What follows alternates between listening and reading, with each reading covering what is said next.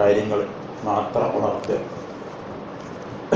സക്കാത്ത് എന്ന് പറയുമ്പോഴത്തേന് നീച്ചുകൊണ്ടല്ലാതെ സക്കാത്തിനെ സംബന്ധിച്ച് സാധാരണ പറയാത്ത കുറേ കാര്യങ്ങൾ ആണ് നമുക്ക് പറയാനുള്ളത്. നമുക്ക് സമാധാനമുള്ളത് കൊണ്ട് മകന് സക്കാത്ത് കൊടുക്കുക, ബാപ്പാക്ക് സക്കാത്ത് കൊടുക്കുക, ഭാര്യയ്ക്ക് സക്കാത്ത് കൊടുക്കുക, ഭർത്താവിന് സക്കാത്ത് കൊടുക്കുക, അങ്ങനെയൊക്കെയാണ്.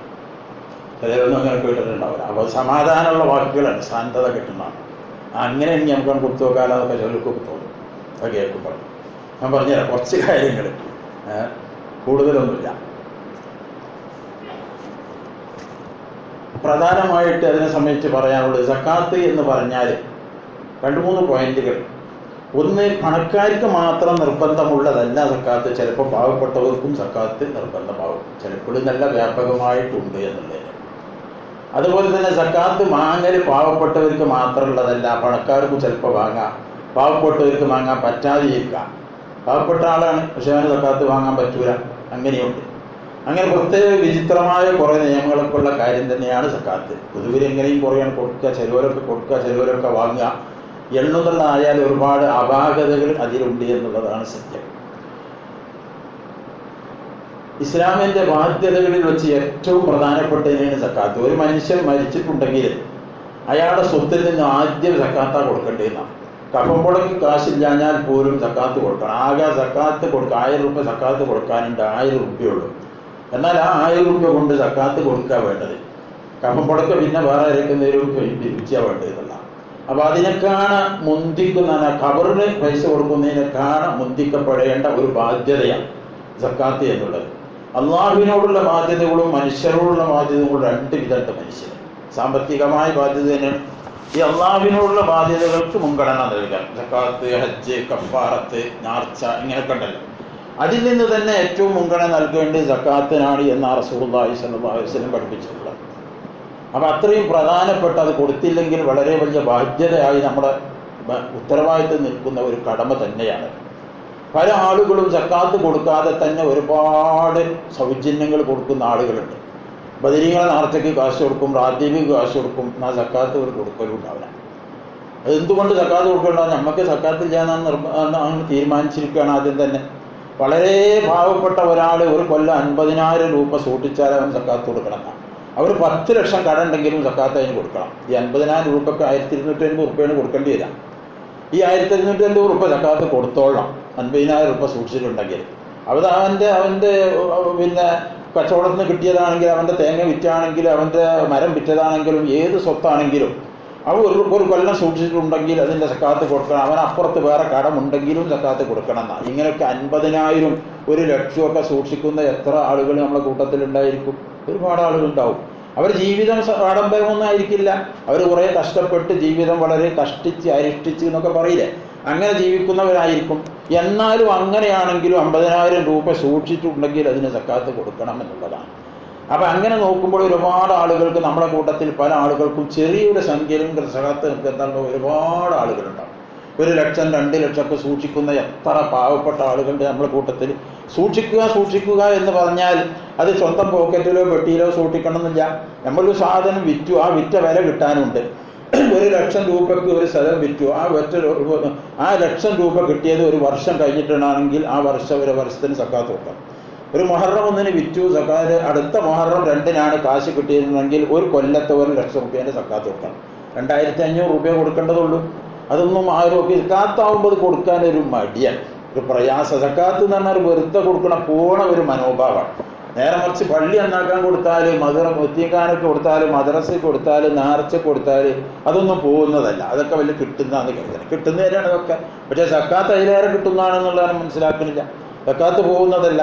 അതിന് വേണ്ടി സമാധാനത്തിന് വേണ്ടി ഞാൻ ആദ്യം തന്നെ പറഞ്ഞ് സ്വന്തം മകന് സക്കാത്ത് കൊടുക്കാം, വാപ്പാക്ക് സക്കാത്ത് കൊടുക്കുക, ഭാര്യയ്ക്ക് സക്കാത്ത് കൊടുക്കുക, ഭർത്താവ് സക്കാത്ത് കൊടുക്കുക. ഞാൻ പറഞ്ഞുതരാം അതൊക്കെ എങ്ങനെയെന്നുള്ളത്. വളരെ ചുരുക്കി പറയാൻ ഉദ്ദേശിക്കുന്നുള്ളൂ. സക്കാത്ത് എന്ന് പറഞ്ഞാൽ ഞാൻ പറഞ്ഞല്ലോ, 600 ഗ്രാം വെള്ളിയുടെ വിലയായ ഇപ്പോഴത്തെ വില അനുസരിച്ച് ഒരു 42,000 രൂപയാണ് അതിൻ്റെ പരിധി. ആ പരിധിയിൽ കുറയാത്ത സംഖ്യ ഒരാളുടെ കയ്യിൽ എങ്ങനെയെങ്കിലും ഉണ്ടെങ്കിൽ, അവൻ്റെ കയ്യിൽ പൈസ ആയിട്ടുണ്ടെങ്കിൽ, അല്ലെങ്കിൽ കടം കൊടുത്ത് കിട്ടാനുണ്ടെങ്കിൽ, അല്ലെങ്കിൽ വേറെ കുറി പോലുള്ളതിൽ നിക്ഷേപിച്ചത് കിട്ടാനുണ്ടെങ്കിൽ, അങ്ങനെ കിട്ടുമെന്ന് ഉറപ്പുള്ള, കിട്ടിയില്ലെങ്കിൽ ചോദിച്ചു വാങ്ങാൻ അധികാരവും അവകാശവുമുള്ള കാശ്, കിട്ടുന്ന ഉറപ്പില്ലാത്തതല്ല. അങ്ങനെയുള്ള കാശുകൾ ഒരു കൊല്ലം അവിടെ കിടന്നിട്ടുണ്ടെങ്കിൽ മറ്റൊരാളുടെ പോക്കറ്റിലാണെങ്കിലും ഒരു ബാങ്കിലാണെങ്കിലും മറ്റൊരാളെ കയ്യിലാണെങ്കിലും ഒരു സംഘടനയിലാണെങ്കിലും കിട്ടുമെന്ന് ഉറപ്പുള്ള കിട്ടാൻ അവകാശപ്പെട്ട അത് അങ്ങനെ ഇന്ന് കഴിഞ്ഞാൽ അതൊരു സൂക്ഷിപ്പ് ധനമായിട്ടാണ്. സൂക്ഷിപ്പ് എന്ന് പറഞ്ഞാൽ സ്വന്തം വീട്ടിൽ സൂക്ഷിക്കണം എന്നില്ല. അങ്ങനെ ഉണ്ടെങ്കിൽ അതിന് സക്കാത്ത് കൊടുക്കണം എന്നാണ്. കൊല്ലം പൂർത്തിയായിട്ടുണ്ടെങ്കിൽ സക്കാത്ത് കൊടുക്കണം എന്നുള്ളതാണ്. അപ്പോൾ പിന്നെ സക്കാത്ത് വാങ്ങുന്നതിനെ സംബന്ധിച്ച് നമുക്കൊക്കെ അറിയാലോ. നമ്മുടെ ഖുർആനിൽ 8 വിഭാഗങ്ങളെ പറഞ്ഞിട്ടുണ്ട്. ഈ 8 വിഭാഗങ്ങളിൽ നിന്നിട്ട് നമ്മുടെ നാട്ടിലുള്ളത് 2-3 വിഭാഗമാണ് പ്രധാനമായിട്ട്. ഫക്കീർ, മിസ്കീന്, കടമുള്ളവൻ, പിന്നെ യാത്രക്കാരൻ എന്ന വിഭാഗം വളരെ കുറച്ചേ ഉണ്ടാവുള്ളൂ. ഉണ്ടായിക്കൊള്ളുന്നില്ല നമ്മുടെ നാട്ടിൽ. ഗൾഫിലൊക്കെ ചിലപ്പോൾ ഉണ്ടായിരുന്നു വരും. ഗൾഫിൽ നിന്ന് നാട്ടിൽ പോകാൻ ഉദ്ദേശിക്കുകയാണ്, അവർക്ക് നാട്ടിൽ പോകാനുള്ള കാശൊക്കെ കുറവാണ്. അങ്ങനെയുള്ള ആളുകൾ നമുക്ക് യാത്രക്കാർ കൂട്ടത്തിൽപ്പെടുത്താം, അവർക്ക് സക്കാത്ത് കൊടുക്കാം, പിന്നെ കൊടുക്കാവുന്നതാണെന്നുള്ള. അപ്പം അങ്ങനെയുള്ള ആളുകൾ നമ്മുടെ നാട്ടിലൊന്നും വല്ലാതെ ഒന്നും ഉണ്ടാവില്ല. പിന്നെ ഈ യാത്രക്കാരി എന്ന വിഭാഗക്കാർ, അതായത് ഇവിടെ പ്രത്യേകമായിട്ടുള്ളത് ഈ ദരിദ്ര ഫക്കീർ, മിസ്കീന് എന്ന് പറഞ്ഞാൽ നമുക്ക് രണ്ടും ഒരു ദരിദ്രതര് എന്ന ഒരു വാക്കിൽ ഉൾപ്പെടുത്താം. ഫക്കീറും മിസ്കീനും തമ്മിലുള്ള ബന്ധം ഒരു വ്യത്യാസം എന്താ വെച്ചാൽ, ഫക്കീർ എന്ന് പറഞ്ഞാൽ യാതൊരു വരുമാനവും ഇല്ലാത്ത ആളാണ്, വളരെ ചെറിയ വരുമാനം, പകുതിയുടെ താഴെ വരുമാനം. മിസ്കീൻ എന്ന് പറഞ്ഞാൽ വരുമാനം കുറേ ഉണ്ട്, അത് തികയില്ല, കുറച്ച് കുറവുണ്ട്, അങ്ങനത്തെ ആൾ മിസ്കീൻ എന്ന് പറയാം. രണ്ടാളും ദരിദ്രം അനുഭവിക്കുന്നവർ തന്നെയാണ്. അതുപോലെ തന്നെ കടമുള്ളവർ, അനുവദനീയമായ ആവശ്യങ്ങൾക്ക് വേണ്ടി കടം വാങ്ങിയവർ, കടം വീട്ടാൻ കാശില്ലാത്തവർ, അങ്ങനെയുള്ളവരാണ് മറ്റു സക്കാത്ത് വാങ്ങുന്ന ഒരു വിഭാഗം നമ്മുടെ നാട്ടിലുള്ളത്. പിന്നെ ഈ ഫക്കീർ, മിസ്കീൻ എന്ന് പറയുമ്പോൾ അവിടെ വിശദീകരിച്ച് പറയാനുള്ളത്, ഒരാൾക്ക് ആവശ്യമായ കാര്യങ്ങൾ, വിഭവങ്ങൾ ഇല്ലാത്ത ആൾ എന്നാ ഫക്കീർ എന്ന് പറഞ്ഞതിൻ്റെ അർത്ഥം.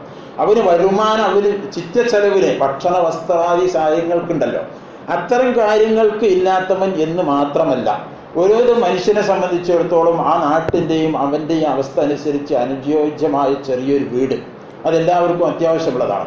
ആ വീടിനകത്ത് വെച്ചൊരു കിണർ, ഒരു ബാത്റൂം, അതിലേക്കൊരു വഴി, ഒരു ചെറിയ മുറ്റം, ഇങ്ങനെയുള്ള അവശ്യ വസ്തുക്കളെല്ലാം ഫക്കീറിൻ്റെ പരിധിയിൽ വരും എന്നാണ് ഇസ്ലാം പറഞ്ഞിട്ടുള്ളത്. അപ്പോൾ അതിൽ നിന്ന് എന്തെങ്കിലും ഇല്ലാത്തവർക്ക് സക്കാത്ത് കൊടുക്കാം. വീടില്ല, വീടെടുക്കാൻ കാശില്ല, വീടിന് സ്ഥലമില്ല, എല്ലാ വീടും എല്ലാം ഉണ്ട്, ഇവിടെ കിണറില്ല, കിണർ കുടിക്കാൻ അവനക്ക് കാശില്ല, അല്ലെങ്കിൽ ബാത്റൂം ഇല്ല, അത് എടുക്കാൻ അവനക്ക് കാശില്ല, ഇങ്ങനെയൊക്കെ കുറവ് വന്നിട്ടുണ്ടെങ്കിൽ അതിലേക്ക് സക്കാത്ത് കൊടുക്കാം എന്നാണ് ഇസ്ലാം പഠിപ്പിക്കുന്നത്. അതൊക്കെ ഫക്കീർ, മിസ്കീനിൽ പെട്ടതാണ്. അതുപോലെ തന്നെ എല്ലാം ഉണ്ട്, ഈ പറഞ്ഞതെല്ലാം ഉണ്ട്, എന്നാൽ വീട്ടിലേക്കൊരു വഴിയില്ല. ആ വഴിക്ക് ആണെങ്കിൽ വഴി വില കൊടുത്ത് വാങ്ങണമെങ്കിൽ 4 ലക്ഷം 5 ലക്ഷം രൂപ വേണം, അതെൻ്റെ കയ്യിലില്ല, എന്നാൽ അതിലേക്ക് സക്കാത്ത് പോകും. വഴി ഒരു അത്യാവശ്യമുള്ള വസ്തുവാണല്ലോ. ഇങ്ങനെ അത്യാവശ്യ വസ്തുക്കൾ ജീവിക്കാൻ, ഭൂമിയിൽ ജീവിക്കാൻ, അത് ഓരോ രാജ്യത്തിനും കാലത്തിനനുസരിച്ച് വ്യത്യാസപ്പെടും ചെയ്യും. ഇപ്പം 50-60 കൊല്ലം മുമ്പാണെങ്കിൽ നമ്മുടെ നാട്ടിലൊരു ഓലപ്പേരുണ്ടെങ്കിൽ നമുക്ക് അത്യാവശ്യം സാമാന്യ ഭേദപ്പെട്ടൊരു വീടായിരുന്നു. അങ്ങനെയില്ല, വേഷന്മാർക്കൊക്കെ മനസ്സിലാക്കാം. ഒരു 60-50 കൊല്ലം മുമ്പാണ് ഈ ഓലപ്പേര എന്ന് പറഞ്ഞാൽ തന്നെ ചിലപ്പോൾ കുട്ടികൾക്ക് മനസ്സിലായില്ലാന്നേരും എന്താണ് പേരാന്നുള്ളത്. അതായത് തെങ്ങിൻ്റെ ഓല ഉണ്ടല്ലോ, ആ ഓല മടഞ്ഞിട്ട് അതുകൊണ്ട് മേൽക്കൂര ഉണ്ടാക്കിയിട്ട് മഴയും തോളും തടുക്കുന്ന മേൽക്കൂര ഓല കൊണ്ടുണ്ടാക്കാം. അങ്ങനത്തെ ഒരു വീട് ഉണ്ടായിരുന്നു. അട്ടപ്പാടിയിലൊക്കെ മറ്റേ അവരെ കൂട്ടത്തിൽ പോയപ്പോൾ ചിലപ്പോൾ കാണാതിരിക്കും, നമ്മളെ നാട്ടിൽ കാണൂല. അങ്ങനത്തെ ഒരു വീടായിരുന്ന കാലഘട്ടം നമ്മുടെ ഈ നാട്ടിലൊക്കെ വെട്ടത്തെ നാട്ടിലൊക്കെ ഉണ്ടായിരുന്നു, എല്ലായിടത്തും ഉണ്ടായിരുന്നു. പിന്നെ അങ്ങനത്തെ അക്കാലത്ത് അങ്ങനത്തെ നല്ലൊരു വൃത്തിയുള്ള വീടുണ്ടെങ്കിൽ അവനെ സംബന്ധിച്ചിടത്തോളം അനുയോജ്യമായ വീടായിരുന്നു അത്. കുറച്ച് 25 കൊല്ലം കൂടി കഴിഞ്ഞപ്പോൾ ഒരു ഓടിൻ്റെ വീടാണെങ്കിൽ അനുയോജ്യമായ വീടായിരുന്നു എന്ന് നമുക്ക് അറിയാം. ഇപ്പോഴത്തെ സംബന്ധിച്ചിടത്തോളം ഒരു പഴയ ഓടിൻ്റെ വീടുണ്ടെങ്കിലും അനുയോജ്യമായ വീടല്ല. ഇപ്പോൾ ഒരു വാർപ്പിൻ്റെ ചെറിയൊരു വീടുണ്ടെങ്കിൽ അനുയോജ്യമായ വീട് എന്ന് പറയാൻ പറ്റുള്ളൂ. അപ്പോൾ അത് കാലത്തിനനുസരിച്ചും രാജ്യത്തിനനുസരിച്ചൊക്കെ വേറ്റം വരും എന്നാണ് ഞാൻ പറയുന്നത്. തമിഴ്നാട്ടിലാണെങ്കിൽ ഇത് അത്ര വേണ്ടി വരില്ല, അവിടെ അങ്ങനെയാണ്. അവിടെ അത്ര ഒരു തകര സീറ്റിട്ട വീടൊക്കെ ഉണ്ടായിരിക്കും, ഒരു സാമാന്യ നല്ല ഭേദപ്പെട്ട വീടായിരിക്കും അത് അവരെ സംബന്ധിച്ചിടത്തോളം. അപ്പം അങ്ങനെ അനുസരിച്ച് കാലത്തിനും രാജ്യത്തിനും ആൾക്കുമൊക്കെ ഓരോരുത്തരുടെ ഗ്രേഡ് അനുസരിച്ച് അവർക്ക് മാന്യമായി മോശമാണെന്ന് പറയപ്പെടാത്ത വിധത്തിലുള്ള വീടും അതിനോടനുബന്ധിച്ച വസ്തുക്കളും മറ്റു കാര്യങ്ങളും അവന് ജീവിക്കാൻ ആവശ്യമായ അത്യാവശ്യമുള്ള വരുമാനവും ഉള്ളവനാണെങ്കിൽ അവൻ ഫക്കീറല്ല, അവനിക്ക് സക്കാത്ത് കൊടുക്കാൻ പറ്റില്ല. പിന്നെ കടമുണ്ടെങ്കിൽ മാത്രമേ സക്കാത്ത് കൊടുക്കാൻ പറ്റുള്ളൂ. ഇത്തരം കാര്യങ്ങളാണ് ഫക്കീറിൻ്റെ പരിധിയിൽ വരുന്നത് എന്ന് നമ്മൾ മനസ്സിലാക്കണം. അപ്പം അതുപോലെ തന്നെ ജോലിയെ സംബന്ധിച്ചിടത്തോളം ഒരാൾക്ക് അനുയോജ്യമായ, അവനിക്ക് വലിയ പ്രയാസമില്ലാത്ത, അവൻ്റെ അഭിമാനത്തിന് യോജിക്കുന്നതായ ഒരു ജോലി ഉണ്ടായിരിക്കണം. ഒരാൾക്ക് പ്രയാസപ്പെട്ട് ജോലി എടുക്കാൻ പറ്റാത്ത ഒരു രോഗിയാണ്, ആ രോഗിക്ക് എടുക്കാൻ പറ്റാത്ത ജോലിയാണ്. എന്നാൽ ആ ജോലിയാണെങ്കിൽ ആ ജോലിയിൽ നിന്ന് ഒഴിവാക്കി സക്കാത്ത് കൊടുക്കാൻ ശ്രമിക്കണം എന്നാണ് റസൂലുള്ളാഹി സ്വല്ലല്ലാഹു അലൈഹി വസല്ലം പഠിപ്പിച്ചിട്ടുള്ളത്. അതുപോലെ തന്നെ ചിലരൊക്കെ ചോദിക്കും, സ്വത്ത് ഉണ്ടായാൽ ഒരു ഇത്തരം കാര്യങ്ങളൊക്കെ ഒരാൾക്കുണ്ട്, പക്ഷെ അങ്ങനെ കുറേ ആളുകൾ നമ്മൾ കാണും, പല വിധത്തിലാണല്ലോ അവിടെയൊക്കെ ആളുകളുള്ളത്. അവനിക്ക് ജീവിതം കുറച്ച് പ്രയാസപ്പെട്ടാണ് ജീവിക്കുന്നത്, വരുമാനം ഒരു എത്തപ്പുത്തായിട്ടൊക്കെ ഉള്ളൂ എന്ന് പറയില്ലേ. എന്നാൽ അവനിക്ക് ഭൂമി കുറയുണ്ട്, അല്ലെങ്കിൽ വേറെ കുറേ സ്വത്തുകളുണ്ട്, എന്തെങ്കിലും ആസ്തികളുണ്ട്, അങ്ങനെയൊക്കെ സക്കാത്ത് കൊടുക്കാൻ പറ്റുമോ എന്ന് ചോദിക്കും. അത് ഉണ്ടായാൽ പല വിധത്തിൽ വരും. ചില സാഹചര്യങ്ങളിൽ കൊടുക്കാൻ പറ്റുന്നതായിട്ടും വരും, ചില സാഹചര്യത്തിൽ കൊടുക്കാൻ പറ്റാത്തതായിട്ടും വരും. പിന്നെ രണ്ടിനും ഞാൻ ഒരു ഉദാഹരണം പറഞ്ഞുതരാം. അപ്പോൾ ഇതിൻ്റെ ഒരു ലോജിക്ക് നിങ്ങൾക്ക് മനസ്സിലാവുമെന്ന് പറയാം എന്ന് വിചാരിക്കാം. അല്ലാതെ വിശദമായിട്ട് ഇങ്ങനെ പറയാൻ സാധ്യമല്ല. പിന്നെ ഒരാളെ സംബന്ധിച്ച് നമ്മൾ പറയാം, അയാൾക്ക് പിന്നെ കുറേ ഭൂമിയുണ്ട്, ആ ഭൂമിയിൽ വരുമാനം ഒന്നുമില്ല, അങ്ങനെ വെറുതെ കെടുക്കുകയാണ്. ഒരു ഏക്കറോളം ഭൂമിയുണ്ട്, അതിന് മൂലക്കലൊരു വീടുമുണ്ട്, വരുമാനം ഒന്നുമില്ല. ഭൂമിയിൽ നിന്ന് ഇപ്പോൾ വരുമാനമൊന്നും ഉണ്ടാവില്ലല്ലോ, എല്ലാ ഭൂമിയും അങ്ങനെ തന്നെയാണല്ലോ. അഥവാ 1000 രൂപ വരുമാനം ഉണ്ടാകണമെങ്കിൽ 2000 രൂപയ്ക്ക് ചിലവാക്കും വേണ്ടി വരും. ഭൂമിയുടെ വരുമാനമുള്ളവർക്കൊക്കെ മനസ്സിലാക്കാം. അപ്പം അങ്ങനെയുള്ള ഒരാളാണെങ്കിൽ, കുറേ ഭൂമിയുള്ള ആളാണെങ്കിൽ, അവനെ സംബന്ധിച്ചിടത്തോളം അവനോട് ഇസ്ലാം പറയുന്നത് അതിൽ നിന്ന് കുറച്ച് വിറ്റ് അവൻ ജീവിക്കണം എന്നുള്ള, സക്കാത്ത് വാങ്ങരുത് എന്നായോ എന്ന് പറയുന്നത്. നേരെ മറിച്ച് വേറൊരാൾ ഉദാഹരണം പറഞ്ഞുതരാം, ഉദാഹരണത്തിലൂടെ മനസ്സിലാക്കാൻ സാധിക്കുള്ളൂ. ഒരാൾക്ക് ഒരു വീടുണ്ട്, ആ വീടിനോടനുബന്ധിച്ച് ഒരു കച്ചവട പീടിയുണ്ട്. ആ കച്ചവട പീടി അവൻ്റെത് തന്നെയാണ്, കച്ചവടം അവൻ്റെത് തന്നെയാണ്, എല്ലാം അവൻ്റെത് തന്നെയാണ്. ആ കച്ചവടം കൊണ്ടാണ് അവനിങ്ങനെ ഇഷ്ടിച്ച് ജീവിക്കുന്നത്, അവൻ്റെ ജീവിതം അതുകൊണ്ട് ഇങ്ങനെ കഴിഞ്ഞു പോകുന്ന ഒരാളാണ്. ഒരു നല്ല വില കിട്ടുന്നതാണ്, വിറ്റാൽ ചിലപ്പോൾ 50 ലക്ഷമോ 75 ലക്ഷമോ ഒക്കെ വില കിട്ടുന്ന വീടിയാണത്. അവനിക്ക് ആ കച്ചവടം കൊണ്ട് അവൻ ജീവിക്കുന്നുണ്ട്. ആ ജീവിതം കുറച്ച് പ്രയാസപ്പെട്ട ജീവിതമാണ്, കുറച്ച് കടം വീട്ടാൻ അവനില്ല. കടം വീട്ടാൻ കച്ചവടം കൊണ്ട് സാധിക്കൂല.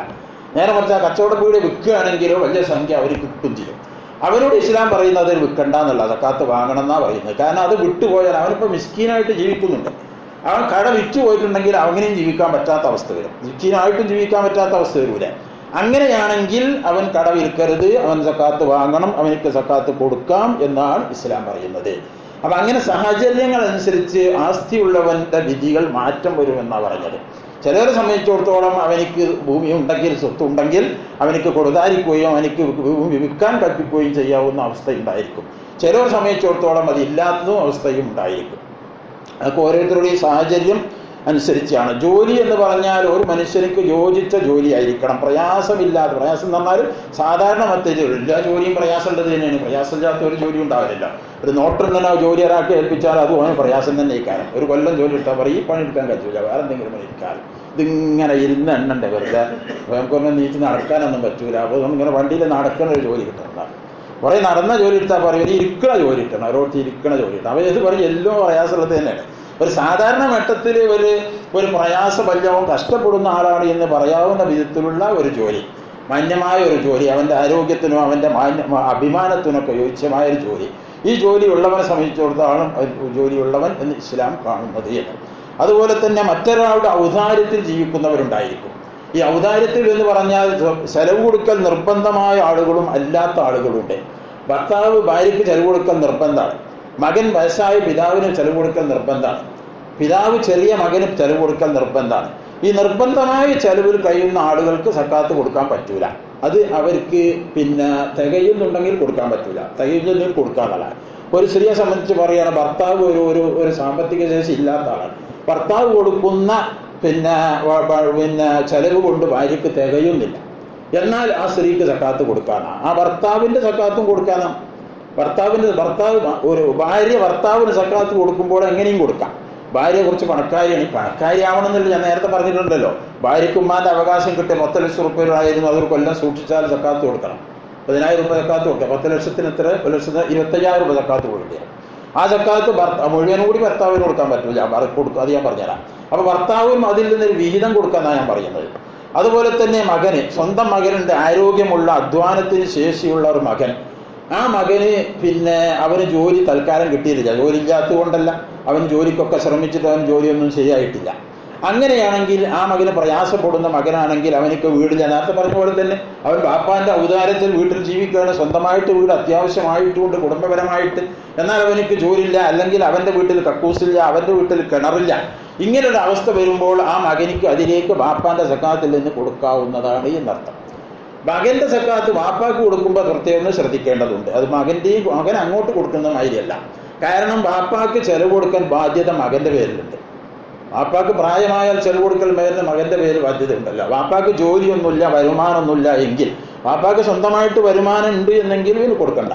സ്വന്തമായിട്ട് ജോലിയില്ല, വരുമാനമില്ല എങ്കിൽ വാപ്പാക്ക് ചെലവിന് കൊടുക്കൽ മകന്റെ പേരിൽ നിർബന്ധമാണ്. അപ്പോൾ പിന്നെ ചെലവിന്റെ വകുപ്പിലേക്ക് കുറവുണ്ടെങ്കിൽ അതിന് വേണ്ടി സക്കാത്ത് കൊടുക്കാൻ പറ്റൂല. ചെലവ് കൊടുക്കൽ നിർബന്ധമായ ആളുകൾക്ക് മറ്റേയാൾക്ക് സക്കാത്ത് കൊടുക്കാൻ പറ്റൂല. അത് ഭാര്യക്ക് ഭർത്താവ് ചെലവ് കൊടുക്കൽ നിർബന്ധമാണ്. അപ്പൊ അത് പിന്നെ ആ ചെലവിന്റെ ആവശ്യത്തിലേക്ക് കുറവ് എന്ന പേരിൽ ഭർത്താവ് അങ്ങോട്ട് സക്കാത്ത് കൊടുക്കാൻ പറ്റൂല. കടത്തിന്റെ പേരിൽ സക്കാത്ത് കൊടുക്കാം.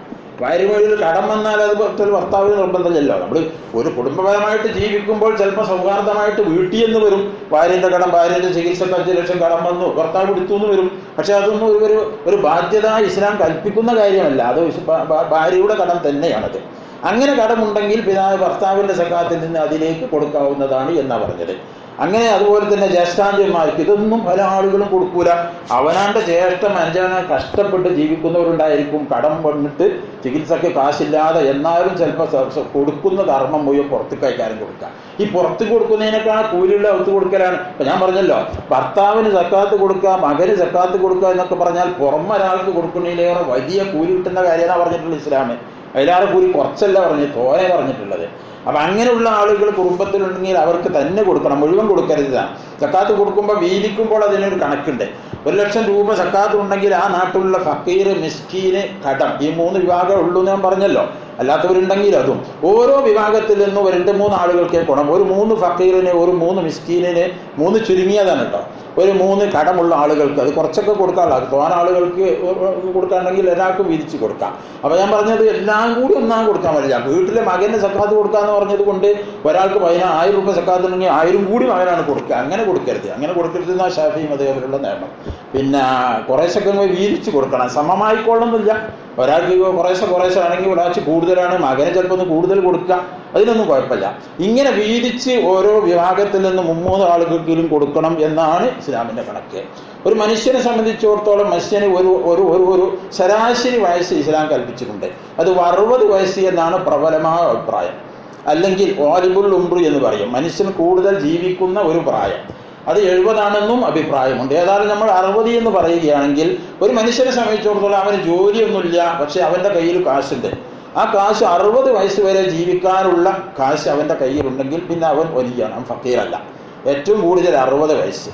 ആ 60 വയസ്സ് കഴിഞ്ഞാൽ പിന്നെ ഓരോ കൊല്ലത്തിന് അറിയാം, ഒരു കൊല്ലത്തിന് മാത്രം ഉണ്ടായാൽ മതി. പിന്നെ ഓരോ കൊല്ലത്തിന് മാത്രമേ കൂട്ടാൻ പറ്റുള്ളൂ. അങ്ങനെയാണ് കണക്കാക്കിയിട്ടുള്ളത്. വാജിബുൽ ഉംറ ശരാശരി വയസ്സ്, മനുഷ്യന്റെ വയസ്സ് കർമ്മശാസ്ത്ര വിധികൾ സക്കാത്തിന്റെ ഒക്കെ പറയുമ്പോൾ 60 വയസ്സ് എന്നാണ് കണക്കൂട്ടിയിട്ടുള്ളത്. അപ്പോ പിന്നെ ഇങ്ങനെയുള്ള അത്യാവശ്യ വസ്തുക്കളൊന്നും ഇല്ലാത്തവർക്കാണ് ഫക്കീർ, മിസ്കീൻ എന്ന് പറയാ. ആ ആളുകളെ തെരഞ്ഞെടുപ്പ് നിങ്ങൾക്കൊക്കെ തോന്നുന്നുണ്ടാവും, നമ്മൾ സക്കാത്ത് കൊടുക്കണമെങ്കിൽ നാട്ടിനെ കുറിച്ച് ഒരുപാട് പഠിക്കാനുമാണല്ലോ, ഒരു അന്വേഷണ കമ്മീഷൻ നിയമിക്കേണ്ടി വരുന്നുള്ളത്. കുറേയൊക്കെ അങ്ങനെയും വേണ്ടി വരും. നമ്മുടെ നാട്ടിനെ കുറിച്ച് നമ്മൾ കച്ചവടത്ത് ബിസിനസ്സിന് വേണ്ടിയിട്ടും നമ്മളെ കൃഷിക്ക് വേണ്ടിയിട്ടൊക്കെ നമ്മൾ കുറെ പഠിക്കുന്നുണ്ടല്ലോ, കുറെ അന്വേഷിക്കണം നോക്കണ്ടല്ലോ. അപ്പൊ അതും ബാധ്യത വേണമെങ്കിൽ കുറെ പഠിക്കും, അവകാശമൊക്കെ വേണ്ടി വരും.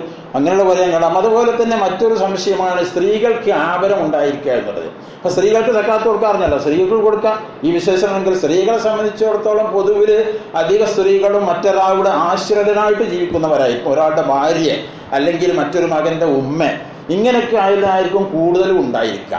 അപ്പൊ ഭാര്യയായിട്ട് ജീവിക്കുമ്പോൾ ഭർത്താവിന്റെ ചെലവ് കൊണ്ട് തികയുന്നുണ്ടെങ്കിൽ പിന്നെ ആ സ്ത്രീക്ക് സക്കാത്ത് കൊടുക്കാൻ പറ്റില്ല. അന്യൊരു സ്ത്രീ ആണെങ്കിൽ അടുത്ത വീട്ടിലുള്ള സ്ത്രീയാണ്, ആ ഭർത്താവ് തികച്ചു കൊടുക്കുന്നുണ്ട്, ഒരു കുറവുമില്ല. നേരെ മറിച്ച് ഭർത്താവ് കൊടുത്തിട്ട് തികയണില്ല. ഏതിന്? നിർബന്ധമായ ഭക്ഷണം, വസ്ത്രം, മറ്റു കാര്യങ്ങളൊക്കെ ഉണ്ടല്ലോ. ഇത്തരം കാര്യങ്ങൾക്ക് ഭർത്താവിൻ്റെത് തികയുന്നില്ലെങ്കിൽ ആ സ്ത്രീക്ക് സക്കാത്ത് കൊടുക്കാവുന്നതാണ്. ആർക്കും കൊടുക്കാം. ആ ഭർത്താവിനും കൊടുക്കാം, മറ്റുള്ളവർക്കും കൊടുക്കാം, അയൽവാസിക്കും കൊടുക്കാം എന്നുള്ളതാണ്. അപ്പൊ സ്ത്രീകളെ സംബന്ധിച്ചോളം മിക്കവാറും അങ്ങനെയായിരിക്കും. പിന്നെ ആഭരണങ്ങൾ പറയും ചിലവര്, സ്ത്രീകൾക്ക് ആഭരണങ്ങൾ ഉണ്ടായിരിക്കും. ഈ ആഭരണങ്ങൾ ഉണ്ടതുകൊണ്ട് സക്കാത്ത് കൊടുക്കാൻ പറ്റില്ലേ എന്നൊരു ചോദ്യം വരും. അവിടെയും വിശദീകരണമായിട്ട് പറയാണ്ട് സ്ത്രീകളെ സംബന്ധിച്ചിടത്തോളം ഇസ്ലാം കാണുന്നത് അത്യാവശ്യം ആഭരണം ഒരു അഭിമാന പ്രശ്നമായിട്ടാണ് കാണുന്നത്. അങ്ങനെ തന്നെയാണ് നമ്മൾ പൊതുവിൽ നടപ്പും അങ്ങനെ തന്നെയാണല്ലോ. കുറച്ചൊക്കെ ആഭരണം 10-15 പവനൊക്കെ ആഭരണം ഉണ്ടെങ്കിൽ സക്കാത്തിന് തടസ്സമല്ല. അതുണ്ടെങ്കിലും കൊടുക്കണം. അത് വിറ്റ് ജീവിച്ചൂടെ എന്ന് ചോദിക്കാൻ പാടില്ല എന്നുള്ളതാണ്. കാരണം ഒരു കുടുംബത്തിനെ സംബന്ധിച്ച്, ഒരു പുരുഷനെ സംബന്ധിച്ചിടത്തോളം അവന് വീട്ടിൽ ബാത്റൂമില്ല, കിണറില്ല എന്നൊക്കെ പറഞ്ഞാൽ അതൊരു ന്യൂനത, പ്രയാസമല്ലേ? അതേമാതിരിയുള്ള ഒരു പ്രയാസമാണ് ഒരു സ്ത്രീയെ സംബന്ധിച്ചിടത്തോളം കുറച്ച് ആഭരണം ഇല്ലാതിരിക്കുന്ന, അതൊരു ന്യൂനതയാണ് സ്ത്രീകളെ സംബന്ധിച്ചിടത്തോളം. അപ്പം അങ്ങനെ കണക്കാക്കുന്നത് കൊണ്ട് കുറച്ച് ആഭരണങ്ങൾ സ്ത്രീക്കുണ്ടാവുക എന്നുള്ളത് അവർ സക്കാത്ത് കൊടുക്കുന്നതിൽ അത് തടയുന്ന ഒരു കാര്യമല്ല എന്നാണ് കൽപ്പിച്ചിട്ടുള്ളത്. പിന്നെ മറ്റൊരു കാര്യം ശ്രദ്ധിക്കാനുള്ളത്, സക്കാത്ത് കൊടുക്കുമ്പോൾ അത് നാം കൊടുക്കുന്ന ആളുകളിലേക്ക് പണമായിട്ട് അവരെ കയ്യിൽ എത്തുന്ന വിധത്തിൽ കൊടുക്കണം. അത് പ്രത്യേകം ശ്രദ്ധിക്കേണ്ട ഒരു കാര്യമാണ്. പിന്നെ കടം തിരിച്ചു കൊടുക്കുന്നത് പോലെ അല്ലെങ്കിൽ സൂക്ഷിപ്പ് ധനം തിരിച്ചു കൊടുക്കുന്നത് പോലെ അങ്ങനെ കൊടുക്കണം എന്നാണ്. അത് ഒരുപാട് അർത്ഥമുള്ള വാക്കാണത്. പിന്നെ ഞാൻ പറഞ്ഞുതരാം, ഇതിൻ്റെ അർത്ഥത്തെക്കുറിച്ച് ഞാൻ പറഞ്ഞുതരാം. പിന്നെ കടം തിരിച്ചു കൊടുക്കുന്ന പോലെ, സൂക്ഷിപ്പ് ധനം തിരിച്ചു കൊടുക്കുന്ന പോലെ പണമായിട്ട് അവൻ്റെ കയ്യിൽ എത്തുന്ന വിധത്തിൽ തന്നെ കൊടുക്കണം. ഒരു സുലൈമാനിൽ നിന്ന് ഞാൻ 1 ലക്ഷം രൂപ കടം വാങ്ങിയിരുന്നു എന്ന് വെക്കാം. അങ്ങനെ ഇരിക്കുന്ന അവസരത്തിലാണ് ആ പാവപ്പെട്ട സുലൈമാൻ ഒരു വീടെടുക്കാനുള്ള ഒരു കമ്മിറ്റി നാട്ടിലുണ്ടാക്കിയത്. അങ്ങനെ വീടെടുക്കാനുള്ള ആ കമ്മിറ്റി എന്നെ സമീപിച്ചപ്പോൾ സുലൈമാൻ കൊടുക്കാനുള്ള ആ 1 ലക്ഷം രൂപ ഞാൻ ആ വീട് കമ്മിറ്റിക്ക് ഏൽപ്പിച്ചാൽ പറ്റുമോ? ആ വീട് കമ്മിറ്റി കൊടുത്താൽ പറ്റൂല. അവന് കൊടുക്കാനുള്ള സക്കാത്താണ്, വേറെ വീടെടുക്കാനുള്ള കമ്മിറ്റിന്റെ കയ്യിലാണ് കൊടുക്കുക എന്ന് വെച്ചാൽ അത് സക്കാത്ത് ആവൂല എന്നുള്ളതാണ്. എന്തുകൊണ്ട്? ഇത് മനസ്സിലാക്കിയാൽ മതി. കടം കൊടുക്കാനുള്ള, അദ്ദേഹത്തിൽ നിന്ന് കടം വാങ്ങിയ 1 ലക്ഷം രൂപ അദ്ദേഹത്തിന് വീട് നിർമ്മാണ കമ്മിറ്റിയിലേക്ക് കൊടുത്തിക്കാണ്ട് കടം 1 കൊല്ലം കഴിയുമ്പോൾ തിരിച്ചു ചോദിക്കുമ്പോൾ എനിക്ക് തരാനുള്ള പൈസ ഞാൻ എൻ്റെ വീട് കമ്മിറ്റി കൊടുത്തപ്പോൾ പറഞ്ഞാൽ നടക്കുമോ? സംഖ്യ എടുക്കൂലല്ലോ, അത് സമ്മതിക്കൂലല്ലോ. എൻ്റെ പൈസ ഉണ്ടെന്നാളെ എൻ്റെ പൈസ കൊണ്ട് വീടെടുക്കാൻ വേണ്ടി വേറെന്താ വേണ്ടി ഞാൻ തീരുമാനിച്ചുകൊണ്ടുവന്നല്ലോ അല്ലേ? അപ്പം അതേ വിധി തന്നെയാണ് സക്കാത്തിനെ സംബന്ധിച്ചുള്ളത്. ഈ സക്കാത്ത് എന്ന് പറഞ്ഞാൽ അത് നമ്മുടെ പൈസ ഒറ്റ കൊടുക്കല്ല എന്നുള്ള, അവരെ പൈസ തന്നെ കൊടുക്കണം. അതാണ്. അതുപോലെ തന്നെ വേറൊരു മസല പറഞ്ഞതിൻ്റെ അടിയിൽ ഞാൻ വിട്ടുപോയതാണ്. ഒരാൾ പിന്നെ അവനിക്ക് ചെലവിന് കൊടുക്കാൻ ബാധ്യതപ്പെട്ട ഭർത്താവിൻ്റെയോ പിന്നെ മകൻ്റെയോ പിതാവിൻ്റെയോ ഒന്നും പക്ഷെ ഒരു ചെലവിലല്ല ജീവിക്കുന്നത്. ഒരു അന്യയാൾ അല്ലെങ്കിൽ നാട്ടിലുള്ള ഒരു സാമൂഹ്യ സേവക കമ്മിറ്റിയുടെ ഔദാര്യത്തിൽ ജീവിക്കുകയാണ്. അവർ സൗജന്യമായിട്ട് കൊടുത്താണ് ജീവിക്കുന്നത്. അല്ലെങ്കിൽ കുടുംബത്തിൽപ്പെട്ട ഏതോ ഒരാളുടെ സൗജന്യത്തിൽ ജീവിക്കുകയാണ്. അങ്ങനെ ജീവിക്കുന്ന ഒരാളെ സംബന്ധിച്ചിടത്തോളം അയാൾക്ക് സക്കാത്ത് കൊടുക്കാൻ പറ്റുമോ ഇല്ലേ എന്ന് ചോദിച്ചപ്പോൾ ഇസ്ലാം പറയുന്നത് അയാൾക്ക് സക്കാത്ത് കൊടുക്കണം, എന്നിട്ട് ആ സൗജന്യം നിർത്തണം എന്നാണ് പറഞ്ഞിട്ടുള്ളത്. ആ കമ്മിറ്റിന്റെ സൗജന്യം ഉണ്ടല്ലോ അത് നിർത്താം. അതേമാതിരി അകന്ന ബന്ധുവിൽ നിന്ന് സൗജന്യം ഉണ്ടോ അത് നിർത്താം. എന്താണ് വ്യത്യാസം എന്ന് വെച്ചാൽ ആ സൗജന്യം തരുന്ന സൗജന്യം, സക്കാത്ത് സൗജന്യമല്ല, അതാൾക്ക് കിട്ടാനുള്ളതാണ്. അപ്പൊ കിട്ടാനുള്ള അവകാശപ്പെട്ടതുണ്ടാകുമ്പോൾ പിന്നെ സൗജന്യത്തിൽ ജീവിക്കേണ്ട എന്നാണ് ഇസ്ലാം പറയുന്നത്. അത് രണ്ടും തമ്മിലുള്ള വ്യത്യാസം മനസ്സിലാക്കണം. അപ്പൊ സക്കാത്തിനെ സംബന്ധിച്ചോളം അത് സൗജന്യമായിട്ട് കൊടുക്കുന്നവരും വാങ്ങുന്നവരും കണക്കാക്കാൻ പാടില്ല. അത് സൗജന്യം അവരുടെ ബാധ്യത തന്നെയാണ് എന്നുള്ളത്. അവർക്ക് കിട്ടാനുള്ളതാണ്. ഏതുപോലെ കിട്ടാനുള്ളതാണ്? കടം വാങ്ങിയാൽ തിരിച്ചു കൊടുക്കാൻ എങ്ങനെയുണ്ടോ അതേ പോസ്റ്റിലാണ്. അവൻ 1000 രൂപ അവൻ്റെ കയ്യിൽ നിന്ന് കടം വാങ്ങിയാൽ അത് ഏത് രൂപത്തിലായിരിക്കും? അതേ പോസ്റ്റിൽ അവനിക്ക് കൊടുക്കാനുള്ളതാണ്. അതുകൊണ്ടാണ് അതേ രൂപത്തിൽ കൊടുക്കണം എന്ന് പറയുന്നത്. അവരിതിൻ്റെ ആ കടം വാങ്ങി അദ്ദേഹത്തിന് തന്നെ വീടെടുക്കുന്ന കമ്മിറ്റിയാണെങ്കിൽ അവനൊരു കിണർ കുഴിക്കുന്ന ഒരു കമ്മിറ്റി ഉണ്ടെങ്കിൽ ആ കിണറിലേക്ക് സംഭാവനയ്ക്ക് വരുമ്പോൾ അവൻ്റെ സക്കാത്ത് അതിലേക്ക് അങ്ങനെ കൊടുത്താൽ പറ്റൂല. അത് അവൻ്റെ കയ്യിൽ കൊടുക്കണം, പണമായിട്ട് അവൻ്റെ കയ്യിൽ എത്തണം. അവൻ കിണറിലേക്ക് ഇങ്ങോട്ട് കൊടുത്തോട്ടെ, അവൻ കിണറിലേക്കോ കൊടുക്കാതിരിക്കുക അരിക്കോ കുണിക്കോ എന്തെങ്കിലും കൊടുക്കാം. അപ്പൊ പണമായിട്ട് സക്കാത്ത് ഉപഭോക്താവിന്റെ കയ്യിൽ എത്തുന്ന വിധത്തിൽ കൊടുക്കണം എന്നാണ് ഇസ്ലാമിന്റെ വിധി. എന്തുകൊണ്ടെന്നാൽ അവന്റെ കാശ് തന്നെയാണ്, നമ്മൾ ഔദാര്യമായിട്ട് നമ്മൾ സൗജന്യമായിട്ട് കൊടുക്കുന്ന കാശല്ല. അതുകൊണ്ട് അവന്റെ കയ്യിൽ അങ്ങനെ എത്തണം എന്നുള്ളതാണ്. അതുപോലെ തന്നെ സക്കാത്തിന് നിയ്യത്ത് പ്രത്യേകം ശ്രദ്ധിക്കേണ്ട ഒരു കാര്യം. കൊടുക്കുന്ന അവസരത്തിലോ അല്ലെങ്കിൽ സക്കാത്തിനായിട്ട് പ്രത്യേകം മാറ്റിവെക്കുന്ന അവസരത്തിലോ നിയ്യത്ത് ചെയ്യേണ്ടതാണ്. കൊടുക്കുമ്പോൾ ഇതിന്റെ സക്കാത്താണ് എന്ന് കാര്യം. അത് ഇബാദത്താണല്ലോ. ഇസ്ലാമിൽ ഇബാദത്തുകളായ എല്ലാത്തിനും നിയ്യത്ത്, നിസ്കാരം, നോമ്പ്, ഹജ്ജ് ഒക്കെ ഉണ്ടല്ലോ. ഇതിനൊക്കെ നിയ്യത്തുമാണ്. നിയ്യത്തില്ലാതെ നിസ്കാരം എത്ര നിസ്കരിച്ചിട്ടും കാര്യമില്ലല്ലോ, ശരിയാവില്ലല്ലോ. അതുപോലെ തന്നെ സക്കാത്ത് കൊടുക്കുന്ന അവസരത്തിലോ അല്ലെങ്കിൽ സക്കാത്ത് ഇങ്ങനെ വിഹിതം മാറ്റിവെക്കുന്ന അവസരത്തിലോ അങ്ങനെ നിയ്യത്ത് ചെയ്ത് മാറ്റി വെച്ചാൽ പിന്നെ അതിൽ നിന്ന് തന്നെ കൊടുക്കേണ്ടി വരും. പിന്നെ മാറ്റി കൊടുക്കരുത്. അപ്പൊ നിയ്യത്ത് ബാത്തിലാവില്ലല്ലോ. അപ്പൊ നിയ്യത്ത് വളരെ പ്രധാനമായിട്ട് ശ്രദ്ധിക്കേണ്ട ഒരു കാര്യമാണ്. തങ്ങന്മാർക്ക് സക്കാത്ത് കൊടുക്കാൻ പറ്റില്ല എന്നുള്ളതാണ് പ്രബലമായ അഭിപ്രായം. റസൂലുള്ളാഹി സ്വല്ലല്ലാഹു അലൈഹി വസല്ലം പറഞ്ഞ എന്താണെന്നറിയോ? അസക്കാത്തു ഔസാഖു നിസാഇ ലാ തഹല്ലു ലി മുഹമ്മദിൻ വലാ ലി ആലി മുഹമ്മദിൻ ഖാല റസൂലുള്ളാഹി. സക്കാത്ത് എന്ന് പറഞ്ഞാൽ മനുഷ്യരുടെ ധനത്തിന്റെ അഴുക്കാണ് എന്നാ പറഞ്ഞത്. അതിൽ നിന്ന് അതിന് കേട് മാറ്റി കൊടുക്കുകയാണ്. അപ്പൊ അതുകൊണ്ട് മുഹമ്മദ് നബിക്കും കുടുംബത്തിനും അത് അനുവദനീയമല്ല എന്നല്ല, അവരുടെ ആ പോസ്റ്റിന് അനുയോജ്യമല്ല എന്നുള്ളതാണ് റസൂലുള്ളാഹി സ്വല്ലല്ലാഹു അലൈഹി വസല്ലം പഠിപ്പിച്ചിട്ടുള്ളത്. പിന്നെ ഈ സംഘന്മാർക്ക് വേറെ ചില വരുമാന ഹംസി എന്ന് പറഞ്ഞിട്ട് പിന്നെ ഇസ്ലാമിക ഭരണത്തിലുള്ള ചില വരുമാനങ്ങളൊക്കെ ഉണ്ടായിരുന്നു, അതില്ലെങ്കിൽ കൊടുക്കുക എന്നൊക്കെ ചില അഭിപ്രായങ്ങളൊക്കെ ഉണ്ട്. നമ്മുടെ നാട്ടിലും തങ്ങന്മാരില്ലാത്തതുകൊണ്ട് ഇനിയിപ്പോൾ അതുകൊണ്ട് വല്ലാതെ വിസ്തരിച്ച് പറഞ്ഞ് മനസ്സിലാക്കേണ്ട ആവശ്യമില്ലല്ലോ. അതുപോലെ തന്നെ പല ആളും ഞാൻ നേരത്തെ പറഞ്ഞതല്ല, പാവപ്പെട്ട ആളുകൾ തന്നെ സക്കാത്ത് അർഹത ഇല്ലാത്തവരാണ്. വളരെ പാവപ്പെട്ട ആളാണ്, അവനിക്ക് ജീവിച്ചു പോകുന്നുണ്ട്, പക്ഷേ ഓന് സക്കാത്ത് വാങ്ങാൻ പറ്റൂല. അങ്ങനത്തെ ആളുകൾ നേരത്തെ പറഞ്ഞ എന്താണ്, പാവപ്പെട്ട ആളുകൾക്ക് സക്കാത്ത് കൊടുക്കേണ്ടതായി വരും. ചിലപ്പോൾ ആ പാവപ്പെട്ട ആളുകൾക്ക് കൊടുക്കേണ്ടതായി വരും. പണക്കാരായ ആളുകൾക്ക് സക്കാത്ത് നിർബന്ധമില്ലാതെയും വരും. പക്ഷേ സക്കാത്ത് നിർബന്ധം ഇല്ലാതാവുമെന്ന് വരുമ്പോൾ അവിടെ ശ്രദ്ധിക്കണം. പിന്നെ ഇസ്ലാമിൽ പണമുള്ളവർക്ക് സക്കാത്ത് മാത്രമല്ല നിർബന്ധം, അപ്പുറത്ത് വേറെ നിർബന്ധങ്ങളുണ്ട്. സക്കാത്ത് മാത്രമല്ലാത്ത ബാധ്യതകളും കണമുള്ളവർക്ക് ഇസ്ലാം നിർദ്ദേശിച്ചിട്ടുണ്ടല്ല. ഒരു നാട്ടിൽ എന്തെങ്കിലും ആവശ്യങ്ങൾക്ക് വേണ്ടി സക്കാത്ത് കൊടുത്തിട്ടും തികയാതെ, അല്ലെങ്കിൽ ആരും കൊടുക്കാതെ അവനിക്ക് ആ പ്രാഥമിക പ്രശ്നങ്ങൾക്ക് വേണ്ടി, ജീവിത ഉപാധികൾക്ക് വേണ്ടിയോ ഭക്ഷണ വസ്ത്രങ്ങൾക്ക് വേണ്ടിയോ മരുന്നിന് വേണ്ടിയോ വീടിന് വേണ്ടിയോ പ്രയാസപ്പെടുന്ന ആളുകളുണ്ടെങ്കിൽ അവരെ സഹായിക്കൽ, ആ സക്കാത്ത് അല്ലാതെ തന്നെ സഹായിക്കൽ ആ നാട്ടിലുള്ള അവരിയാവിൽ, ആ നാട്ടിലുള്ള പണക്കാർക്ക് എല്ലാവർക്കും നിർബന്ധമാണ്. അവിടെ പണക്കാരി എന്ന് പറഞ്ഞാൽ 10 കോടി 20 കോടി 30 കോടി ധനമുള്ള ആള് എന്നല്ല അർത്ഥം. കർമ്മശാസ്ത്ര വീക്ഷണത്തിൽ പണക്കാരൻ എന്ന് അവിടെ പറയുമ്പോൾ ഒരു മനുഷ്യന് ഒരു കൊല്ലം ജീവിക്കാനുള്ള ആവശ്യകത മുഴുവെടുത്ത് വെച്ച് ബാക്കിയുണ്ടെങ്കിൽ അവൻ പണക്കാരനാണ്. ഒരു കൊല്ലം ജീവിക്കാൻ, ഒരു കുടുംബത്തിന് ഒരു കൊല്ലം ജീവിക്കാൻ എത്ര വേണ്ടി വരും? ഒരു മാസത്തിന് 25,000 രൂപ എതിർക്കാൻ നല്ലൊരു ജീവിതത്തിന്. അങ്ങനെ 25,000 എന്നുണ്ടെങ്കിൽ എത്ര, ഒരു കൊല്ലത്തിന് ജീവിക്കാൻ 2.5 ലക്ഷം 3 ലക്ഷം ആവശ്യമുണ്ടാവും അല്ലേ? അത് മാറ്റി വെച്ചിട്ട് ബാക്കിയുള്ളവരെല്ലാവരും ദീനിന്റെ ഇസ്ലാമിന്റെ ഫിഖിന്റെ വീക്ഷണത്തിൽ പണക്കാരനാണ്. ഇങ്ങനെയുള്ള എല്ലാ പണക്കാർക്കും ഈ ബാധ്യതയുണ്ട്. ആ നാട്ടിൽ ആരെങ്കിലും കഷ്ടപ്പെടുന്നുണ്ടെങ്കിൽ അവരെ സഹായിക്കുന്ന ബാധ്യത, നിർബന്ധമായ ബാധ്യത ഉണ്ട്.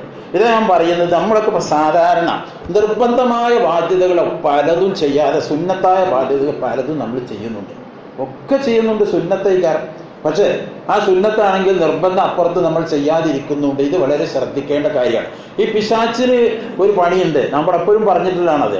മനുഷ്യൻ നല്ല കാര്യം ചെയ്യാൻ മുടക്കാൻ ശ്രമിക്കും. ഇനി അഥവാ അത് മുടങ്ങാൻ ഒരു നിലക്കും സാധ്യമല്ല എന്നുണ്ടെങ്കിൽ അത് വേറെ വഴി തിരിച്ചുവിടുത്താൻ സാധിക്കും. അത് ഉപകാരപ്പെടാത്ത, അവന് കൂലി കിട്ടാത്ത രൂപത്തിലേക്ക് തിരിച്ചുവിടാൻ സാധിക്കും. അപ്പൊ ഈ ചില ആളുകൾക്ക് അങ്ങനെയുള്ള ഈ നിർബന്ധം അവിടെ പറഞ്ഞാൽ അവൻ്റെ ചവിട്ടിക്കാൻ കിടക്കൂല, സുന്നത്ത് പറഞ്ഞാൽ നല്ലോടത്ത് കൊടുക്കുകയും ചെയ്യും. അങ്ങനെ കുറേ ആൾക്കാരുണ്ട് അല്ലേ? അങ്ങനെ കുറേ ആളുകളുണ്ട്, അങ്ങനെ പല കാര്യങ്ങളുണ്ട്. എത്ര പറഞ്ഞാലും അത് മാറൂല. അപ്പൊ ഈ നിർബന്ധമായ ബാധ്യതകൾ ഇപ്പൊ ഞാൻ പറയാൻ കാരണം എന്താണെന്ന് വെച്ചാൽ, പണക്കാർക്ക് ചിലപ്പോൾ സക്കാത്ത് നിർബന്ധം ഇല്ലാതാവും എന്നത് പറഞ്ഞത് കൊണ്ട് പണക്കാർക്ക് ബാധ്യത ഇല്ല എന്ന് മനസ്സിലാക്കണ്ട. ഒരാൾക്ക് ഇപ്പൊ കുറേ ഭൂമിയുണ്ട്, 100 ഏക്കർ ഭൂമിയുണ്ട്, അവനിക്ക് പിന്നെ വരുമാനം പൈസയായിട്ട് സൂക്ഷിപ്പൊന്നുമില്ല, എന്നാൽ അവനിക്ക് സക്കാത്ത് നിർബന്ധം, ഭൂമിക്ക് സക്കാത്തില്ലല്ലോ. അതുപോലെ ഒരു 10-20 ബസ്സുണ്ട്, പക്ഷെ പണമായിട്ട് സൂക്ഷിപ്പൊന്നുമില്ല, കാര്യമായിട്ടൊന്നുമില്ല, അല്ലെങ്കിൽ കുറച്ച് കാശേ ഉള്ളൂ, അതിൻ്റെ സക്കാത്ത് അവനിക്ക് നിർബന്ധമാവുള്ളൂ. അപ്പം അങ്ങനെയുള്ള അവസ്ഥകൾ വരും. പാവപ്പെട്ട ആളുകൾ, ഞാൻ മുഴുവനാക്കിയിട്ടില്ല, പാവപ്പെട്ട ആളുകൾ സക്കാത്ത് നിർബന്ധമില്ലാതെയും വരും.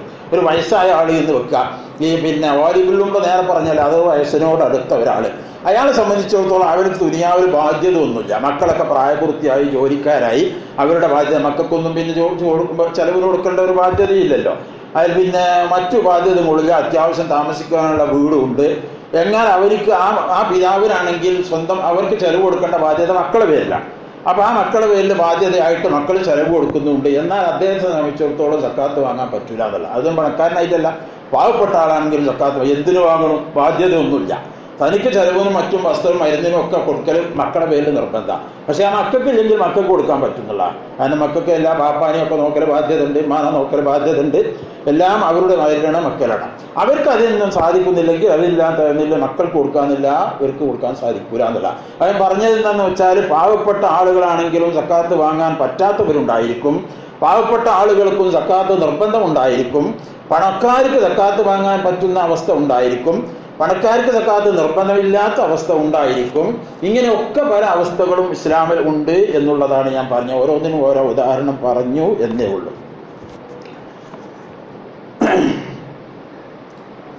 പിന്നെ മറ്റൊരു കാര്യം ശ്രദ്ധിക്കാനുള്ളത്, ഒരു സ്വത്ത് ഒരു നാട്ടിലുണ്ടെങ്കിൽ ഒരു കച്ചവടം ഉണ്ട് എന്ന് വെക്കാം, അല്ലെങ്കിൽ ഒരു ധനം എന്തെങ്കിലും കടം ഉണ്ട് എന്ന് വെച്ചാൽ അത് ഉള്ള നാട്ടിൽ തന്നെ കൊടുക്കണം എന്നാണ് ഷാഫി മതത്തിലുള്ള പ്രബലമായ അഭിപ്രായം. പിന്നെ അത് മാറ്റി മറ്റു നാട്ടിലേക്ക് കൊടുക്കുക, സ്വന്തം നാട്ടിലേക്ക് കൊടുക്കുക എന്നുള്ള അഭിപ്രായവുമുണ്ട്. അപ്പം അങ്ങനെ ഉള്ളത് കൊണ്ട് നമ്മളൊക്കെ ശ്രദ്ധിക്കുക. അപ്പോൾ ഗൾഫിലൊക്കെ കച്ചവടമുള്ളവരെ പിന്നെ കുറച്ചൊക്കെ അവിടെ കൊടുക്കാൻ നമ്മൾ ശ്രമിക്കുന്നത് നല്ലതാണ്. ഗൾഫിൽ സക്കാത്ത് വാങ്ങാനുള്ള ആളുകൾ എത്ര കൊണ്ടായിരിക്കും? നമ്മൾ ഇന്ത്യക്കാരായിക്കൊള്ളുന്നില്ല, കേരളക്കാരും ആയിക്കൊള്ളുന്നില്ല, അറബികളാണെങ്കിൽ പോലും അവരതിന് അവിടെപ്പെട്ടവരാണ് കൊടുക്കാമല്ലോ. അവർക്ക് കൊടുക്കാൻ പറ്റുമോ എന്ന് എനിക്കറിയില്ല, അവിടുത്തെ സാഹചര്യം എങ്ങനെ അറിയില്ല, അടി വിട്ടുമോ എന്ന് എനിക്കറിയില്ല. കൊടുത്തിട്ടുണ്ടെങ്കിൽ ഒന്നുമില്ല, കൊടുക്കണം പറ്റിയവരൊക്കെ ഉണ്ടായിരിക്കും അല്ലേ? ഉണ്ടാവില്ലേ? ഉണ്ടാവും. അപ്പം അങ്ങനെ സ്വകാര്യമായിട്ട് അവരെ കണ്ടുപിടിച്ച് കൊടുക്കുന്നത് നല്ലതാണ്. ആ നാട്ടിൽ തന്നെ കുറച്ചെങ്കിലും കൊടുക്കുക. ബാക്കിയുള്ളത് നമുക്ക് നാട്ടിലേക്ക് മാറ്റി കൊടുക്കുക എന്നുള്ള അഭിപ്രായം അനുസരിച്ച് ചെയ്യാവുന്നതുമാണ്. പക്ഷെ അങ്ങനെ ആ നാട്ടിൽ തന്നെ കൊടുക്കാൻ ബംഗാളികളുണ്ടാവും, മറ്റു നാടുകളുണ്ടാവും, ജോലിയില്ലാത്തവരുണ്ടാവും. അതൊക്കെ അന്വേഷിച്ച് കൊടുത്ത് ഞാൻ നേരത്തെ പറഞ്ഞ പോലെ തന്നെ ഇതൊക്കെ ബാധ്യത വീടണമെങ്കിൽ കുറേ അന്വേഷിക്കും, കുറേ പിന്നെ അതിനുവേണ്ടി അധ്വാനിക്കും ഒക്കെ വേണ്ടി വരും. എല്ലാ ബാധ്യതകളും തന്നെ ഇസ്ലാമിൽ അങ്ങനെ തന്നെയല്ലേ. അതിനെക്കുറിച്ച് പഠിക്കും വേണ്ടി വരും. അതിനൊക്കെ നമുക്ക് സൗകര്യങ്ങളും സാധ്യതകളും ഒക്കെ ഉണ്ടല്ലോ. അല്ലാഹു സുബ്ഹാനഹു വ തആല നമുക്ക് നമ്മുടെ സമ്പാദിക്കാൻ വേണ്ടി, കച്ചവടത്തിൻ്റെ പുരോഗതിക്ക് വേണ്ടി, നമ്മുടെ ഭൂമിയുടെ പുരോഗതിക്ക് വേണ്ടി, നമ്മുടെ കൃഷിയുടെ പുരോഗതിക്ക് വേണ്ടി ഇതിനൊക്കെ നമ്മൾ അധ്വാനിക്കുന്നു, നമ്മൾ പരിശ്രമിക്കുന്നു, നമ്മൾ അധ്വാനം ചെലവാക്കുന്നു, മറ്റവരെ കൊണ്ട് സഹായം ചേടുന്നു, ഇതൊക്കെ ചെയ്യുന്നില്ലേ? അപ്പം നമ്മുടെ ബാധ്യതകൾ വീട്ടാനും അതെല്ലാം കാര്യങ്ങളും നമ്മൾ ചെയ്യേണ്ടി വരുന്നതാണ്. അപ്പോൾ പിന്നെ ഇങ്ങനെയുള്ള കുറേ ശ്രദ്ധിക്കപ്പെടാത്ത മസലകൾ സക്കാത്തിലുണ്ട്. പിന്നെ അതെല്ലാം ശ്രദ്ധിച്ച് ഇനി മറ്റു കാര്യങ്ങളുണ്ടെങ്കിൽ ആളുകളോട് ചോദിച്ചറിഞ്ഞ് നമ്മളിപ്പോൾ ഒരു 1000 രൂപ ഒരാൾക്ക് സക്കാത്ത് നിർബന്ധം നോക്കുക. 1000 മാത്രമേ ഉള്ളൂ. 40,000 50,000 രൂപ സൂക്ഷിച്ചാൽ 1250 രൂപയെ സക്കാത്ത് ഉണ്ടാവുള്ളൂ. ആ സക്കാത്ത് വീട്ടാതെ നമുക്ക് സുന്നത്തായ പല കാര്യങ്ങളിലും കൊടുക്കുമ്പോൾ വലിയ അപരാധമാണ് നമ്മൾ ചെയ്യുന്നത്, വലിയ തെറ്റാണ് നമ്മൾ ചെയ്യുന്നത്. അത് നിർബന്ധമായ കടമകളിൽ വെച്ച് ഏറ്റവും പ്രധാന കടമയാണ് സക്കാത്ത്. ഞാൻ നേരത്തെ പറഞ്ഞല്ലോ, ഒരു മനുഷ്യൻ മരിച്ചാൽ അവൻ്റെ സ്വത്തിൽ നിന്ന് എടുക്കേണ്ടതിന് ഒരു വഴിയൊക്കെ പറഞ്ഞിട്ടുണ്ട്. അള്ളാഹുവിനോടുള്ള ബാധ്യതകൾ ആദ്യം കൊടുക്കുക, പിന്നെ മനുഷ്യരോടുള്ള ബാധ്യതകൾ കൊടുക്കുക. അത് കഴിഞ്ഞിട്ട് പിന്നെ അവൻ്റെ ഖബറിൻ്റെയും കഫംപുടയുടെ വിലകൾ എടുക്കുക. പിന്നെ അതൊക്കെ കഴിഞ്ഞിട്ട് അവൻ്റെ അവകാശികൾക്ക് വീതിച്ചു കൊടുക്കുക എന്നാണ് പറഞ്ഞിട്ടുള്ളത്. നമ്മളിപ്പോൾ ഹജ്ജ് ചെയ്യാത്ത ആളുകൾ, എത്രയോ ആളുകൾ ഹജ്ജിന് പൈസ എടുക്കാതെ ഹജ്ജിന് ചെയ്യാത്തതിന് മറ്റൊരാളെ കൊണ്ട് ചെയ്യിപ്പിക്കുക. ഒരു മകൻ ഏൽക്കണം ഹജ്ജ് ചെയ്യാന്നുള്ളത്, അല്ലെങ്കിൽ വേറെ ആരെങ്കിലും ഏൽപ്പിക്കണം ഹജ്ജിന് ചെയ്യാം. ഒരു ഹജ്ജിന് എത്ര 3 ലക്ഷം ആവുകയാണെങ്കിൽ സ്വത്തിൽ നിന്ന് 3 ലക്ഷം മാറ്റി വെച്ചിട്ട് അത് ഹജ്ജ് ചെയ്യുന്ന ആളുകൾക്ക് കൊടുക്കാൻ തീരുമാനിക്കണം. ഇതൊക്കെ കഴിഞ്ഞിട്ട് സ്വത്ത് വീതിക്കാൻ പറ്റുള്ളൂ. ഇങ്ങനെയുള്ള കാര്യങ്ങൾ കഴിഞ്ഞിട്ട്, അങ്ങനെയുള്ള ബാധ്യതകളൊക്കെ കഴിഞ്ഞിട്ട് സ്ഥിരീകരിക്കാൻ പറ്റുള്ളൂ. അവർ തന്നെ നോമ്പ് ഒഴിവാക്കിയ മുദ്ദ് കൊടുക്കാനുണ്ടല്ലോ, അതും പ്രധാന ബാധ്യതയാണ്. അങ്ങനെ ഉണ്ടെങ്കിൽ അതും മാറ്റി വെച്ചിട്ട് സ്വത്ത് വീതിക്കാൻ പറ്റുള്ളൂ. ഇതൊന്നും മാറ്റി വെക്കാതെ വീതിച്ചാൽ ആ സ്വത്ത് ഹറാമ് കലർന്നതായിരിക്കും. വളരെ സൂക്ഷിക്കേണ്ടതാണ് നോക്കെ. അപ്പൊ അതിൽ വെച്ച് ഞാൻ പറഞ്ഞ അതല്ല, അതിൽ വെച്ച് ഒന്നാമത്തെ ബാധ്യത സക്കാത്ത പറഞ്ഞിട്ടില്ല. ഫസ്റ്റ് ബാധ്യത കഫംപുടേന്റെ വിലയേക്കാൾ മുന്തിക്കേണ്ട ബാധ്യതയാണ് സക്കാത്ത് എന്നുള്ള. അതിന് വിലയെങ്കിൽ കുഴി കുത്താൻ, കബർ കുത്താനുള്ള കൂലി കൊടുക്കുന്നതിനേക്കാൾ മുന്തിക്കേണ്ട ബാധ്യതയാണ് ഏത് സക്കാത്ത് എന്നാണ് ഇസ്ലാം പറഞ്ഞിട്ടുള്ളത്. അത്രയും നിർബന്ധ ബാധ്യത എല്ലാവരും അതിൻ്റെ വിധികൾ ചോദിച്ചറിഞ്ഞ് മനസ്സിലാക്കി അവർക്ക് ഓരോരുത്തരുടെയും ബാധ്യത വീട്ടുന്ന വിധത്തിൽ കൊടുക്കണം. അല്ലാഹു സുബ്ഹാനഹു വ തആല നമുക്ക് തൗഫീഖ് ചെയ്യുമാറാട്ടെ. നമ്മൾ ചെയ്യുന്ന കാര്യങ്ങളിൽ എല്ലാ അബദ്ധങ്ങളും അല്ലാഹു സുബ്ഹാനഹു വ തആല പരിഹരിക്കുമാറാവട്ടെ. നമ്മുടെ കർമ്മങ്ങളെല്ലാം സ്വീകരിക്കുമാറാവട്ടെ. നമ്മൾ സദഖകൾ ഒരുപാട് ചെയ്യാറുണ്ട്, നമ്മുടെ മരണപ്പെട്ടവർക്ക് വേണ്ടി, മാതാപിതാക്കൾക്ക് വേണ്ടിയൊക്കെ. അല്ലാഹു സുബ്ഹാനഹു വ തആല അവിടെ ഖബറിലേക്ക് അതിൻ്റെ ഹൃദയം എത്തിച്ചു കൊടുക്കുമാറാവട്ടെ. എല്ലാവിധ ആപത്തുകളിൽ നിന്നും അപകടങ്ങളിൽ നിന്നും അല്ലാഹു നമ്മെ കാത്തു രക്ഷിക്കുമാറാവട്ടെ. അപകടത്തിൽപ്പെട്ട് ആശുപത്രിയിൽ കിടക്കുന്നവരിൽ അല്ലാഹു സുബ്ഹാനഹു വ തആല വേഗം ശിഫയാക്കുമാറാവട്ടെ. നമ്മൾ മരിക്കുന്ന സമയത്ത് ഈമാനോട് മരിക്കാൻ അല്ലാഹു സുബ്ഹാനഹു വ തആല തൗഫീഖ് ചെയ്യുമാറാവട്ടെ. ഖബറിന്റെ ശിക്ഷയിൽ, നരകശിക്ഷയിൽ നമ്മയും നമ്മുടെ ബന്ധപ്പെട്ട മരണപ്പെട്ടവരെ എല്ലാവരെയും അല്ലാഹു കാക്കുമാറാവട്ടെ. എല്ലാവിധ മാറാവ്യാധികളിൽ നിന്നും ആഫത്തിൽ നിന്നും അപകടങ്ങളിൽ നിന്നും